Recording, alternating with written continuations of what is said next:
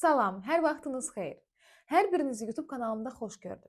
Mənim adım Firəngiz Zülfüqarova. Artıq 10 ildən çoxdur ki, rus dili müəlliməsi kimi fəaliyyət göstərirəm. Çalışıram hər videomda tələbələrin rus dili ilə bağlı çəkdikləri problemləri həll edim. Və bu videomda da rus dilində qrammatikanı bilmək niyə vacibdir? Biz niyə mütləq qrammatikanı öyrənməliyik? Bu sualınızı cavablandıracağım. Çünki bilirəm ki, qrammatika bir çoxunuzda çətinlik, problem yaradır və bir çoxunuz qrammatikanı öyrənmək istəmirsiniz. Çünki deyirsiniz ki, qrammatika çox çətindir, mənə qrammatika lazım deyil, sadəcə danışıq istəyirəm. Qrammatikanı bilmədən də mən rus dilində sərbəst danışa bilərəm. İndi mən bu videomda sizə aydınlıq gətirəcəm. Həqiqətən də qrammatikasız rus dilini öyrənmək olarmı? Yoxsa həqiqətən də qrammatika rus dilinin danışığında çox vacib rol oynayır? Məni çoxdan izləyən izləyicilərim bilirlər ki, mən həmişə vurğulayıram ki, rus dilində qrammatika çox vacib rol oynayır. Və qrammatikasız siz heç vaxt səlis, sərbəst danışa bilmərsiniz. Amma həmişə də onu vurğulayıram ki, rus dilində qrammatika iki yerə bölünür. Məktəb qrammatikası və danışıq qrammatikası. Məktəb qrammatikası çox dərin, çox böyükdür və təbii ki, onlar sizə lazım deyil. O qaydaları bilməyə ehtiyac yoxdur. Çünki siz danışdığınız zaman qrammatika yox, sadəcə qaydalar var ki, hansı ki sizin səlis danışığınıza köməklik göstərir. Amma digər məqam da var. Danışıq qrammatikasında da qaydalar az deyil. Və qaydalar da ən çox nədən ibarətdir? Şəkilçilərdən, hallanmadan. Çünki rus dilində hallanma çoxdur.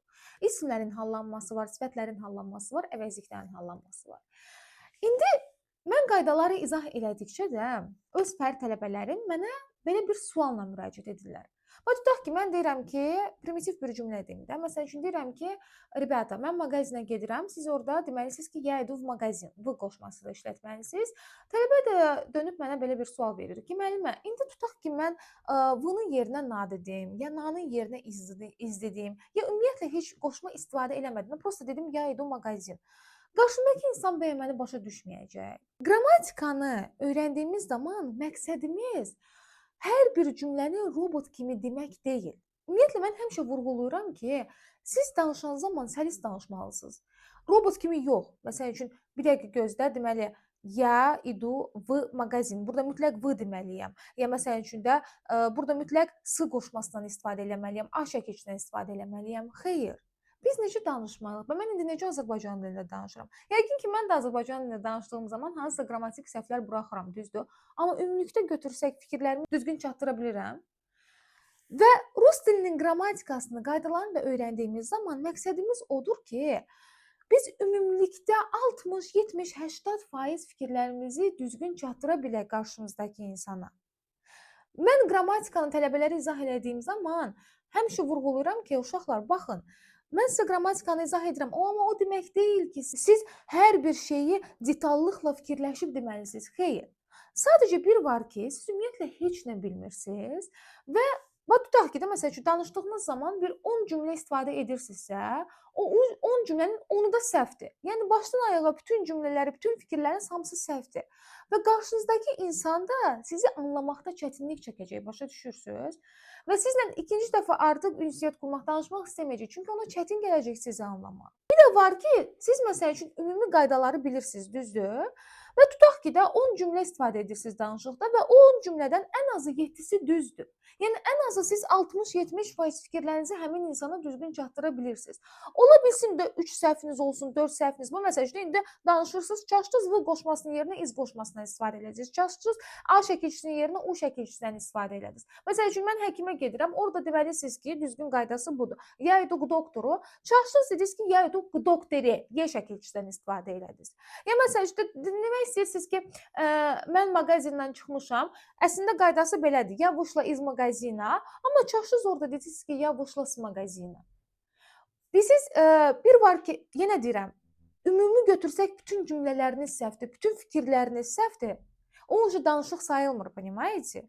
Bir də var ki, siz ümumi qaydaları bilirsiniz, ümumi düzgün cümlə qura bilirsiniz, fikirlərinizi düzgün çatdıra bilirsiniz. İndi ola bilsin də hardasa mexaniki olaraq a şəkilçisinin yerinə u şəkilçisindən istifadə elədiniz. Məsəl üçün tutaq ki, iz qoşmasının yerinə v qoşmasından istifadə elədiniz. Zaten insan səhv edə-edə danışır. Yəni siz əgər düşünürsünüz ki, что mən qrammatikanı öyrəndim, mən də səhv buraxmayacağam, hər bir şey düz deyəcəm, niyə? Конечно же, sizin səhvləriniz olacaq və siz hər dəfəsində səhv edərək daha da yaxşı danışacaqsınız. Məsəl üçün, indi burada səhv edirsinizsə, növbəti dəfə artıq bu səhvləri etməyəcəksiniz. Yəni, hər dəfə səhv edərək siz görəcəksiniz ki, siz daha da yaxşı inkişaf edirsiniz, diliniz daha da yaxşı inkişaf edir və görəcəksiniz ki, əgər əvvəl 60% yaxşı danışırsınızsa, 70-80% yaxşı danışırsınız. Amma siz bu qaydaları bilməlisiniz ki, ən azından burada səhv elədiyiniz zaman burada düz deyəcəksiniz. Mən hər dəfə tələbələrimə yeni qayda izah elədiyim zaman vurğulayıram ki, rus dili təkcə bu qaydadan ibarət deyil. Yəni bu qaydanı öyrəndik, sonra bu qaydaya keçirik, bunu tətbiq edirik, bunu praktika edirik və sonra da danışığa keçəndə siz bütün bu qaydaları bilirsiniz. Başlayırsınız bu qaydaların hamısını beyninizdə cəmləməyə, toparlamağa. Və danışığa da keçəndə sizə artıq fikirlərinizi ifadə etmək asan olur. Yenə deyirəm, səhvləriniz olur, o normaldır. Amma siz artıq müəyyən mövzularda fikirlərinizi ifadə edə bilirsiniz. Bu özü böyük proqresdir. Və təbii ki, müddət. Və deyirsiniz ki, məsələn, mən tez öyrənməliyəm də rus dilini. Bəziləri elə düşünür ki, bəs qrammatikanı öyrənmədən dərhal danışığa keçsəm, mən daha tez rus dilini öyrənəcəm. İnanın ki, xeyr. İnanın ki, o daha çox vaxtınızı alacaq. Amma siz əgər strukturlu şəkildə məşğul olduğunuz zaman daha qısa bir müddətdə və daha tez nəticə əldə edəcəksiniz. Yenə deyirəm, insan danışan zaman öz danışığından həzz almalıdır. Yəni mən onun tərəfdarı deyiləm ki, bir insan robot kimi hər bir şey beynində düşsün, qursun, cümlələri bir-bir analiz eləsin. Xeyr, o danışıq sayılmır. Yəni siz bir dəfə elə danışacaqsınız, 2 dəfə, 3 dəfə artıq danışmaq istəməyəcəksiniz. İnsan gərək bilsin necədir, danışan zaman fikirləşmədən danışsın, rahat danışsın. Və bunun üçün də sizin ən azından müəyyən qədər bilikləriniz olmalıdır, bazanız olmalıdır. Sizin o bazanız olmadan danışığa keçməyin heç bir mənası yoxdur. Rus dilini öyrəndiyimiz zaman mütləq qrammatika, dinləmə, söz bazası, praktika olmalıdır. Bunların hamısını birləşdirdiyimiz zaman qısa bir müddətə çox yüksək nəticə əldə edə bilərik. Dərslərimlə maraqlanan tələbələr, mən həm fərdi şəkildə dərs keçirəm, həm də ayrıca özümün tərtib etdiyi self-study kursum var. Self-study proqramının adi fərdi dərslərdən fərqi ondadır ki, self-studydə dərslər video format şəklində paylaşılır.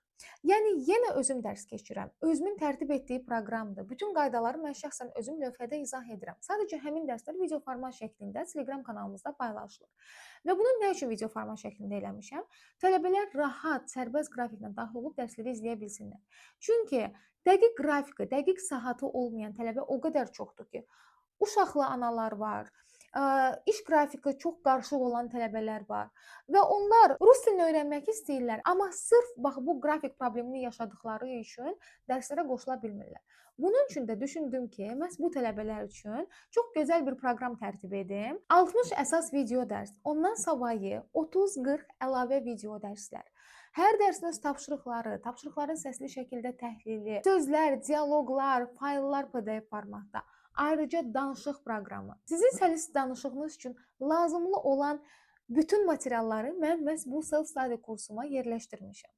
Və ödəniş də sadəcə minimaldır. Novruz bayramı münasibətilə bütün self-study kursumuz, bayaq sadaladığım hər bir şey endirimlə cəmi 80 əzayındır. Və ən önəmlisi də ödəniş cəmi bir dəfə olunur. Ödəniş edirsiniz və self-study kursunu əldə edirsiniz. Maraqlanan və qoşulmaq istəyən tələbələr qeyd edəcəyim WhatsApp linkini keçid edərək kurs yazıb ətraflı məlumat əldə edə bilərlər.